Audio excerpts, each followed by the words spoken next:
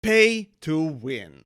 Now, we've heard it here and there, and nearly all of us uniformly hate it, especially if it gets applied to our favorite games. But what is it? Like, seriously, can you give me a simple but concise definition as to what it is without naming any specific games? Something that you could apply to any game out there and determine whether or not it is pay to win, even if it feels like a simple small degree. See, over the years, with the advent of internet, game updating became more commonplace. And so also did the more sinister monetization practices. Whatever you could sell, they sold it. And pay to win is considered the pinnacle of it. Now, games that are pay to win are always unfair, and thus often frustrating if not completely unfun to play.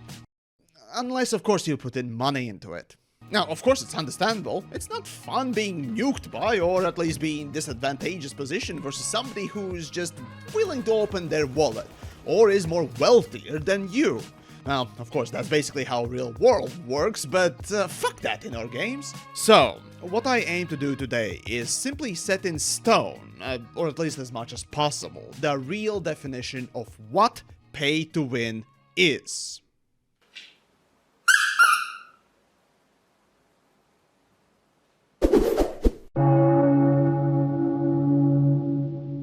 So, you probably heard this one before. What's the point of even playing now? All these other guys just spent money and now they can beat me. This pay to win shit sucks. Well, obvious, right? Well, the problem is, it goes deeper than that. Many games, some that I even love dearly, when examined closely, have dipped their pinky toes into the scum pool of abusive monetization. Now understand that my aim is not to shit on games, even the ones I mentioned today, but thanks to the nature of pay to win, sadly the implication is made. Pay to win is objectively bad and downright malicious. Now, with that said, what I want is to find the facts, or at least the most honest answer to the question, what is pay to win? And how do we determine if a game that, let's say even I myself might really love, is exploiting this monetization method? So then, I encourage everyone to challenge my claims, so that at the end of the day we may arrive at a better solution for this conundrum. Seriously, try to answer this question. What is pay to win to you? Though before we delve into that, let's go over a little bit of brief history. Back in the dark ages, before internet graced the world of gaming, you had a bunch of nerds in a basement clobbering a pile of electronics and called it coding. Out came E.T. the video game. And then the market crashed. A decade later, some companies experimented with releasing the same game over and over again. Well, that's pretty much how we got EA's Madden series, and realized, but hold on, what if we do less work, use the same game and attach a tumor onto it? And how about we call it an expansion? Skip a few years later and the internet becomes popular, and the meme wars begin.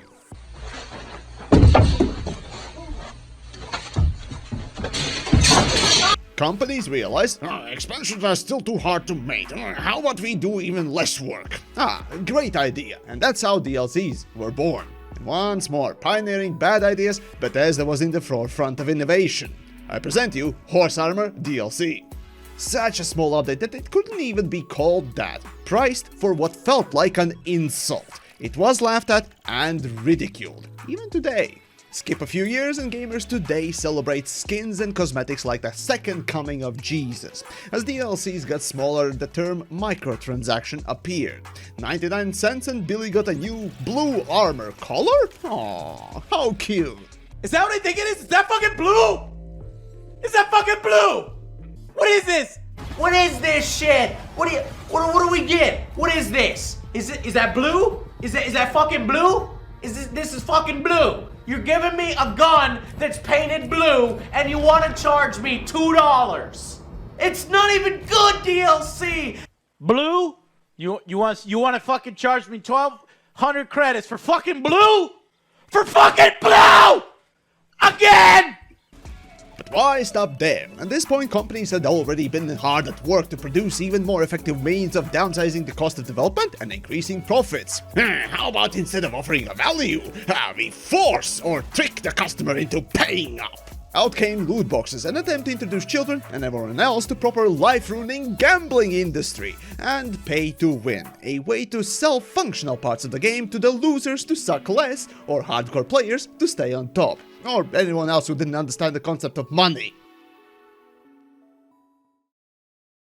Now, when I asked this question to my fellow creators, streamers, hell, even friends, well, the prevailing basic answer was, if you can pay money to get an advantage, well, that's pay to win. And while I doubt that anyone out there would disagree with it, it's also a bit too vague. Now let's start with the most egregious example of what pay to win is. Now, imagine a game where you can spend money and instantly beat any player, or get an item or a feature that basically is stronger than anything that you can get by quote-unquote normally playing. Now that very clearly is pay to win. You might get the best gun in the game, but if you can't shoot and have zero skill, it is not pay to win. Yeah, at this point I don't know how to reach that level of stupidity, so I won't even try. Still, even today you can see this being quite prevalent in Asian and mobile game markets. Sometimes you can even see this in single-player games as well. Dead Space 3, for example, was notoriously monetized. However, it did not sell an exclusive thing that was better than everything else. It's the microtransactions that are released day one of Dead Space 3. This is day one of the game being released, and my goodness, you can basically buy your way to the Ultra suit that is supposedly after you play the game like 3 or 4 times. On the other hand, Deus Ex Human Revolution did sell pre-order bonus with a sniper rifle and a suppressor attached to it that you could not get otherwise. And of course, how could we forget? Make your own choice and embrace what you've become. With Deus Ex Mankind Divided, augment your pre-order.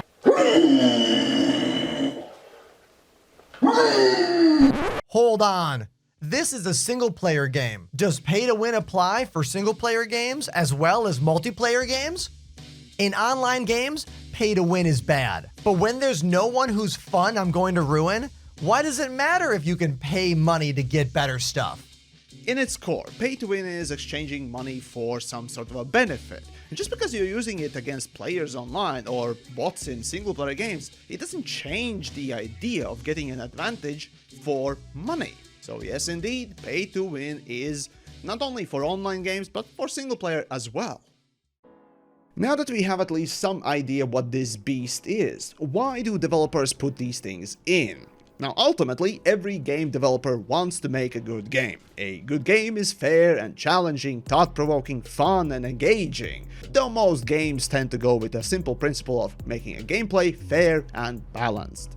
However, through the years of competitive marketing, profit-driven development, games are starting to use more methods to maximize profits, sometimes at the expense of everyone by simply raising the overall price for the game, other times from a very small minority. This is why microtransactions have stuck so much instead of increasing game sale prices. It feels less outrageous, it feels more comfortable when the extra profit is siphoned off of a small minority of players, as long as it's quote-unquote optional, right? So long as you don't need to think about it, fuck you, got mine. But what happens when it's not enough? Well, this is where the pay to win creeps in. When non-invasive cosmetics aren't enough, the developer and publisher may breach the cardinal sin and break the game. Selling off better gear, resources, or even another attempt at something, like you most commonly see in, especially, Asian MMORPGs. It's either deliberately breaking the game or having game design be broken in the first place to incentivize these purchases. This is why pay to win is viewed with such villainy. Some so subtle you might not have even noticed, but your brain did. This is why it's objectively bad, and having your favorite game even remotely associated with pay to win, it means admitting that, well, you were fooled, and that a game you liked wholeheartedly is no longer pure. It's tarnished by the cardinal sin of gaming. This is also why you'll always see a game that gets accused of being pay to win have such a vocal pushback from the fandom. Clearly, no one wants to feel like a fool or an enabler of a bad practice. And this is why I want to set some kind of a standard. We have to face reality. We have to recognize that even games we love have committed these shady dealings. I can't tell you how many of my personal favorite games I had to tear down because I realized how exploitative they've become or have been. Elite Dangerous, RuneScape, Terra, PlanetSide, Team Fortress, Counter-Strike, and the list goes on. But even so, even if pay to win is objectively bad, can you still enjoy a game with it being present? Well, sure, and honestly I can't blame anyone for it. However, once you see how the sausage is made, well, becomes harder and harder. And yes, while ignorance might be bliss, well, knowledge is responsibility. I believe that we must be aware of these things, and not only because we must push back on bad practices, but also for the betterment of the industry and the games we get to see. They are products, and yes, they have to make money, but, well, they are also works of art. Now, getting back to what is pay to win. Now, when I asked people to define it, well, except on the Twitter, everyone there was a complete idiot or a jackass. Most people also mentioned the term quote-unquote pay to progress, pay to skip, or quote-unquote time savers. As in either playing the game and grinding for the item, or simply buying it and getting it right away. Remember that Dead Space 3 I mentioned? Well, buying resources or quote-unquote another attempt also fits this category. Most obviously you can see this in freemium mobile games with those deliberate time gates. Hell, even simple things like XP boosters. Yes, boosters fits this description. Hold on, Yamiks. How is skipping the grind pay to win? What are you even winning? I have a job and a life, so I'm happy to spend a few extra bucks to keep up with my friends in my favorite game. It's such a convenience. Did you catch that?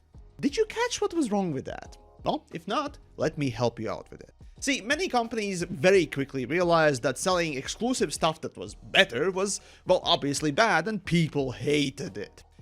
So, the next logical step was, what if, in addition to just buying the good item, you could grind the game for it? All of a sudden, you have people who like this idea, don't see anything wrong with it, and even defend it. Now here's gonna be an example from a real game I won't mention, so try to guess which one I'm thinking of. Now, imagine a vehicle-based game. Now, to make it simpler, let's say it's an online game. Players can buy said vehicles or play the game to unlock them. And to make it even more palpable, let's say some vehicles are better in a gameplay X, while they're not as good in gameplay Z, Y, and W, where other vehicles are. Now tell me, even despite me not mentioning whether or not there is or is not a clear win condition, would it be fair for the player who spent time playing the game to get the vehicle for that gameplay X versus someone else who could just snap their fingers and instantly skip the grind by spending money? See, no matter the type of gameplay, it just does not sound fair. Who cares if it's fair or not?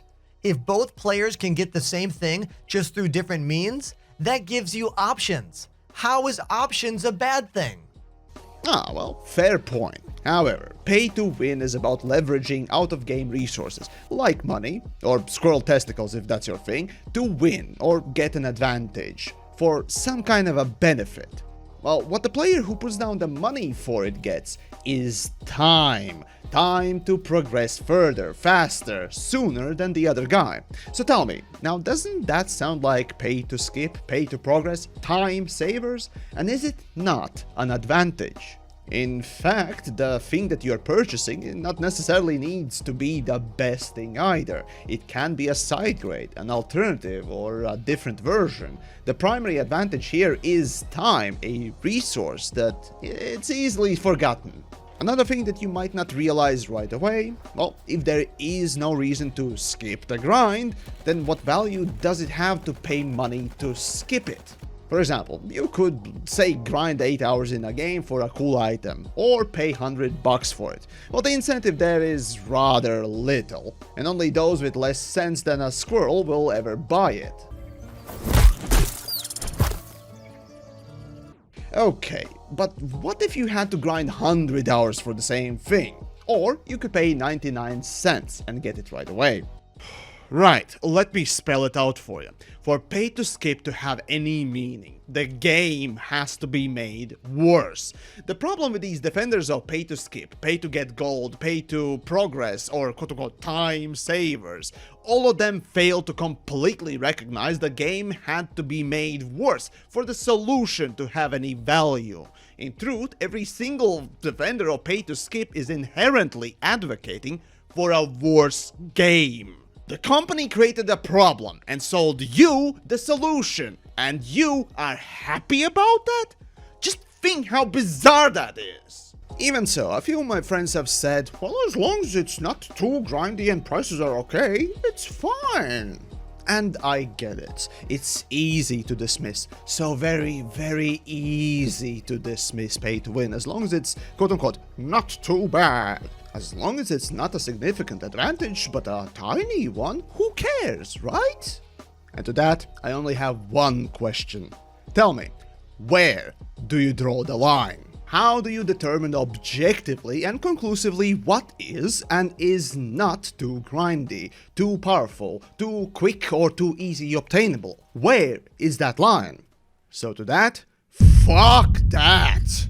I'm putting my free wings aside and simply reject this battered housewife attitude. It does not matter if it's a small advantage or a large one. An advantage is still an advantage. A shitty one is just easier to ignore when you turn off your brain and stop thinking. Pay to win no longer is just about the clear, I won cause I paid, like the decrepit senile boomers keep yelling about. Or, it's not pay to win because you're not getting a significant advantage anyway, so who cares? Like the battered housewife gamers keep dismissing this bad practice. It's all of it. Pay to win is getting an advantage. Any advantage, be it in resources, items, mechanics, or even your own time. And to make these quote-unquote options, as some delusional nitwits keep calling them, more appealing, the game itself is made worse on purpose. Just because the impact of pay to win could be minimal does not change the fact that the game is made worse, or that these benefits affect the game. Okay, but what about getting an objectively worse item by paying? Is that pay to win? Sounds more like pay to lose. Well, yes, it actually is. While it's really idiotic shitty version of it, it's still pay to skip and thus pay to win. You're still using money to circumvent the grind, which is the real advantageous part of these transactions, while the item at the end of the line is mostly unimportant. See, these cases of getting worse item often is just a byproduct of the whole system. Take for example my old stomping grounds Planetside 2. It clearly sells weapons for money or in-game currency that you can get by playing the game. Here I can guarantee there are objectively better and worse weapons, even if developers want to call them side grades. Sure, you can buy trap for real money. Would that be a smart transaction? Fuck no! But you can. And why not? It doesn't hurt the company, and if somebody decides to buy it, well, sucks to be them. But who knows, maybe they really, just really like trap. The god-awful piece of shit. Point is, pay to skip is part of pay to win, and pay to skip is anything you can circumvent or speed up thanks to the use of real-world currency versus the quote-unquote normal gameplay. And it doesn't matter if the stuff at the end you get is worse. If you're dumb enough to buy it, well, that's your problem, dude. Star Citizen is a great example of this too. That's right, every ship and item will be available to earn or collect in the finished game. Many backers provide extra support for development with concept ships, Voyager Direct items, and more, but all of these are entirely optional, and none of them will ever let players pay to win. Observe. Developer, come here. Could you whip me up some sort of amazing super ship that will let me win every dogfight? I can make it worth your while. No, thank you. What about $2 or $20? No. There you have it. So their argument is that Star Citizen won't have a ship that is better than everything else that you can buy for money. But hold on, you can already buy every single ship with real money. So basically their argument becomes that as long as you can quote-unquote earn it by playing the game, it's all suddenly fine. So do you not see how far they have to stretch this definition to not look bad? So then why is Star Citizen doing this? In fact, why is any developer doing this? Now, because pay to win has massive negative connotations. And of course, you don't want to look negative. But that's kind of the thing, you can have pay to win as your funding mechanism. Frankly, I would respect Star Citizen far more if they simply said that yes, technically it is pay to win, but in order to fund this game, we had to use it. Maybe it could be even the first good pay to win game, as weird as that might sound. But no, instead of being open and honest about what they're doing, let's mislead and murky the waters and grasp at straws as much as possible just to not look bad. Pay to win where? A crap player in a better ship will always lose to a better player. And besides, there's not even real winning in Star Citizen yet. I've heard this type of rhetoric time and time again. In fact, as I showcased, the developers themselves even have propagated this type of misleading thinking. Now, what is sad is not only that we are presented with a straw man, but also a really obviously bad one. So, you know what? How about we indulge the man of straw? So, what if, and I need you to pay your 2 leftover neurons for this one, what if, instead of unequal players, you had the players of same skill level? Would the one who paid for the best gear, most meta ship or whatever, beat the other one who's just simply playing the game in a quote-unquote intended way? Well, yes. Eventually, both players will get the same gear. Then it's an equal fight. Okay, good. Well, however, is time not a resource? What do you think you could do with the time you have saved? Would you not be able to, let's say, beat the player who's still grinding for the same stuff you got instantly? Or perhaps would you not be able to progress faster, further yourself in the same time? And let's say trading even is affected of this. Let's say you buy a better trading ship, right? Would you not be able to do more lucrative trading in the same span time than the other guy who didn't pay for it? Oh, and by the way, you remember that example I gave a little bit back? Yeah, that was about World of Tanks, not Star Citizen. See, the whole pathetic excuse of, well, a better player is completely ignoring the fact that there is an advantage, a mechanical, functional advantage of spending money, saving time, getting resources right away. Not to mention that you have to bend that sort of an argument harder than your own spine while sniffing your own farts and writing an argument like that. But Star Citizen does account wipes. How can a game like that be pay to win? Why does that matter? Whether or not the game resets its progress after a set period of time has nothing to do with the ability of circumventing the grind with the use of money. How can an unfinished game even be pay to win? It's unfinished. Again, why does that matter? Well, if slapping your own invented label onto a product would change what it does, then for our healthcare, I suppose all that we would ever need is homeopathy and healing crystals, right? But if you need a real example, well, currently out there is a game that is in perpetual beta, meaning that it's unfinished and has all the hallmarks of pay to win. Can you take any guesses which one I'm thinking of? If you guessed Warframe, then you're correct. It has all the hallmarks, like the time gates you can skip through money use, or get immediately weapons, characters, and more through just simply spending cold cash. And yet, I still love the game dearly. But you can trade the premium currency without spending any money yourself. Again, how does that invalidate pay to skip? It's just pay to skip with an extra layer. And the same thing goes with XP boosters in a similar fashion. The game might give you a few free ones now and again, but does that make it less egregious? If anything, it has about the same effect as this. Oh, and I remind you that pay to skip and pay to win come along with intentional ruination of the game balance. Ignoring these things alone are simply lying to yourself and willful ignorance about the state of any game. And while developers may be saying something like, And none of them will ever let players pay to win. Is shockingly tasteless, misleading, manipulative, and dishonest at best of times. Remember, you can have a game with pay to win, like Star Citizen, World of Tanks, Warframe, PlanetSide, and many other ones, and it still be viewed as a decent, fun, interesting, or even a great game. Sure, pay to win is objectively bad in more than just a few ways, but you, yes you, Lakeisha, you can still enjoy these games. Ain't no one's gonna take them away from you. So then why, for example, Star Citizen fans push back on pay to win so hard, saying that it doesn't exist? Well, it's the same reason for every game.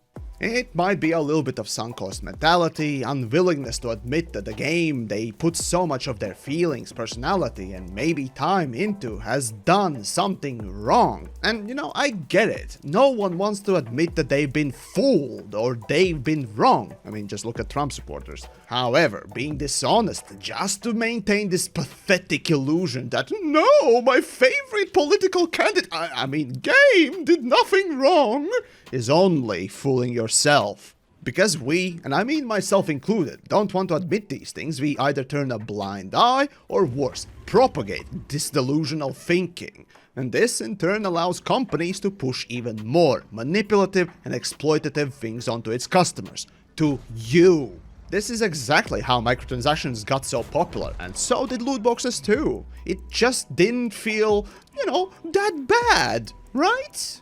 On the bright side, Star Citizen, most of all, is a great example of how pay-to-win alone can sustain its existence to incredible success. Without selling spaceships, they wouldn't have earned even 1/10 of the $700 million funding they have today. However, we also must recognize that they done it through objectively bad business practices that might just have heavily impacted the game balance, design, and more as a result.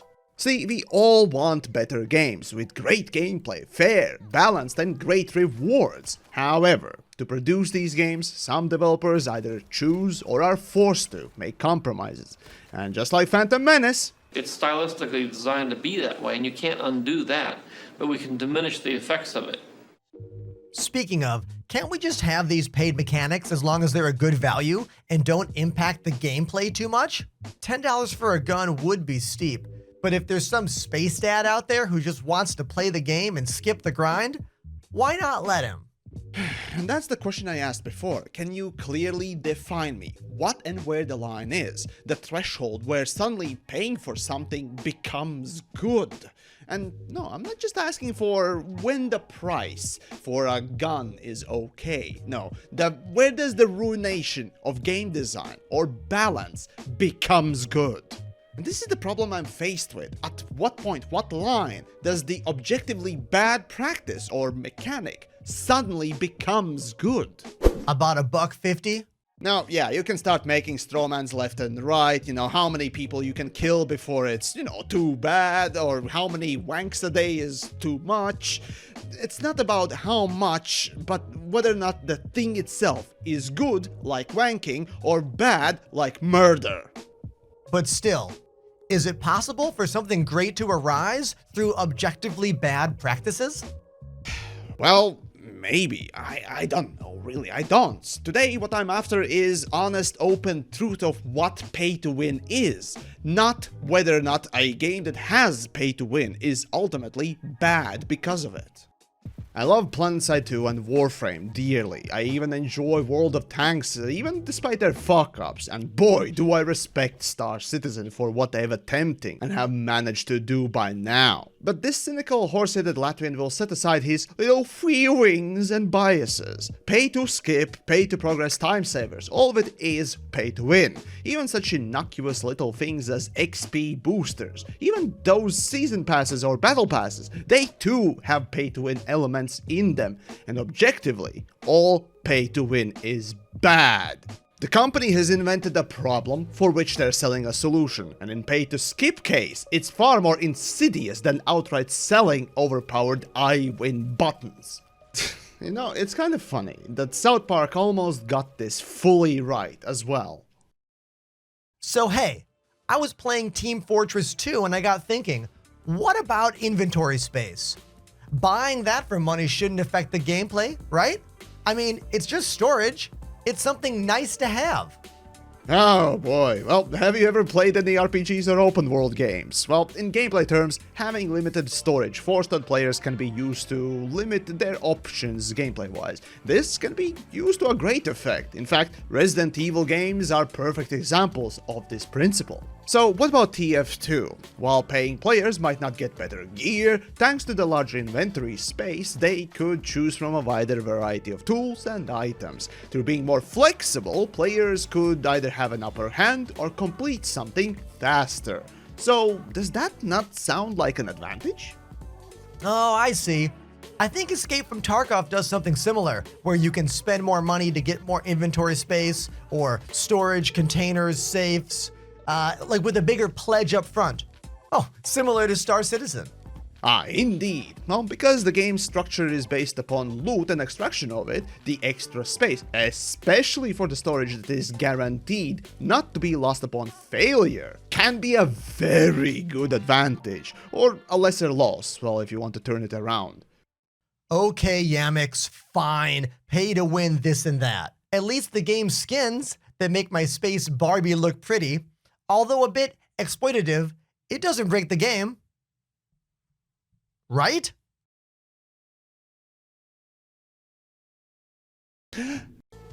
Yeah, even this can be turned into pay to win if developers are not careful.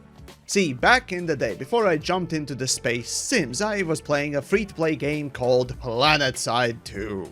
Now, this game is overall unique in so many ways, and I'm happy that it's still, well, at least alive. In this game, you have 3 very distinct factions, each with unique colors that get strapped onto their spandex-encompassing armor, which helps to tell a friend from a foe in a crowd, even without a HUD or outlines.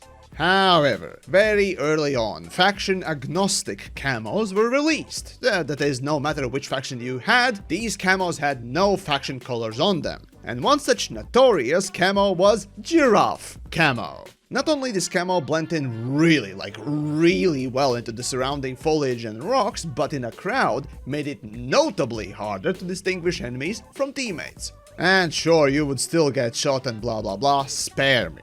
Denying this effect only is willful ignorance. Sure, it might not be a great instance of pay to win, but it still is an advantage. So then, it's time to put the pieces together and find out what really is pay to win. As we learned, it's gaining an advantage versus not paying. These advantages can be items, resources, characters, gameplay, features, or progression, or even simple mechanics. These things you purchase, weirdly, doesn't even need to be advantageous, but let's say side grades, alternatives, or hell, they can even be worse things. By paying, you acquire these things either instantly or through a shorter period of time than without paying. And finally, the things you can buy can be either exclusive or non-exclusive to money purchases. So then, the definition of pay to win is getting mechanical game advantage in exchange for real-world currency. So here I use the word mechanical advantage to include the features like queue skipping, priority search, early access, skills and abilities, items like weapons, armors, loot, resources, vehicles and more, and even hell, cosmetics like the giraffe camo which I mentioned before. While cosmetical in nature does have an effect on functional gameplay, while getting guns and better gear, those are just mechanics wrapped in a package where advantage is a specific stat, like let's say a DPS or a better damage. Same thing with pay to skip. The act of skipping itself instantly or with an accelerated manner to get a spacey ship or just simply using an XP booster is a mechanic. Sure, it is somewhat vague, I admit, but that's why I included 3 expanded definitions as well as this explainer. Ultimately, you could say that anything you can exchange for money beyond the game's purchase grants an advantage, and honestly, in some cases it could very well be the case. I played many games that take in pay to win, some in lesser, some in greater degree, and still liked them. Though we can shut our eyes to some examples and say that, well, it's not too bad, it doesn't feel like an advantage, plus it's just, how business runs, it's a necessary evil.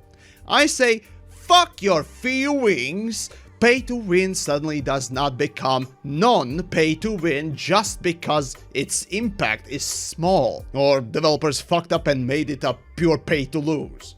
What is acceptable or not is a line that we each must answer for ourselves, just like buying a game for $70 or instead waiting for a sale.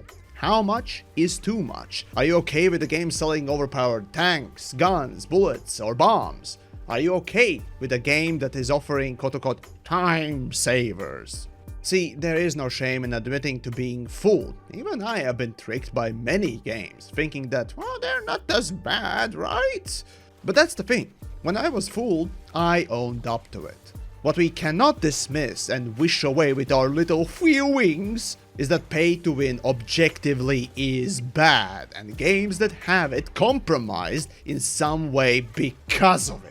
Whether it's the overall game design, game balance, fair competition, faster access, or exorbitant grind, there's always some kind of a problem that developers have invented for the pay-to-win to have any value. And it's our collective task to accept or reject its implementation. See, for better games and better industry, we must demand better, and equally reward it. Frankly, I am willing to pay more money for a fair, good game than one that is compromised by greed. Though, maybe only exception here might be free to play. I mean, no entry fee means that you're given free reign to use whatever monetization practice you want.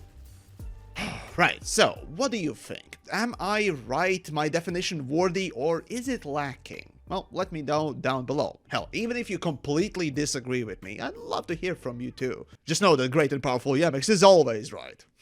And of course, massive big thanks to Enterprise for coming along and being the heel for this wrestling match there. Of course, I'll link all of his stuff down below, so go check him out. And finally, if you deem my work worthy, well, maybe chuck a buck on my Patreon there, because I really would appreciate it there. Because, hey, without especially these patrons and YouTube members, this sort of a little essay wouldn't have snowballed into a big, grand thing with a conclusion and thought process being put behind it.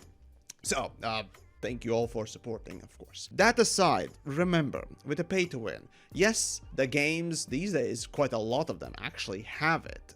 Well, ultimately, whether or not you accept it is really up to you. Fact is, we shouldn't be blind to what the games have sacrificed in order to put them in and support their existence, if you will. So, yeah, you may like the game, but don't be blind to the bad practices, please.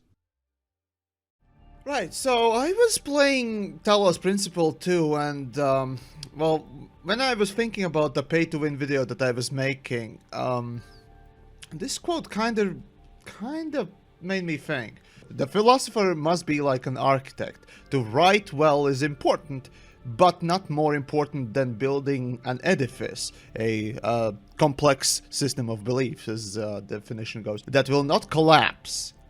Some philosophers construct dwellings that seem pleasant to the eye, but are traps for the unweary. Isn't that like pay to skip? Like the comfort that, oh hey, we can pay money or unlock it, so it's fine. That line of thinking is comfortable. But is it not a trap? Is it not a trap for pay to win to take hold, to be accepted? Yeah, and that's kind of why I made the video. Kind of why I set at least as much as I can in stone with the most honest answer I could for, well, what pay to win is, to define this sort of a bad practice that is being pushed onto games. Not enough cash, stranger.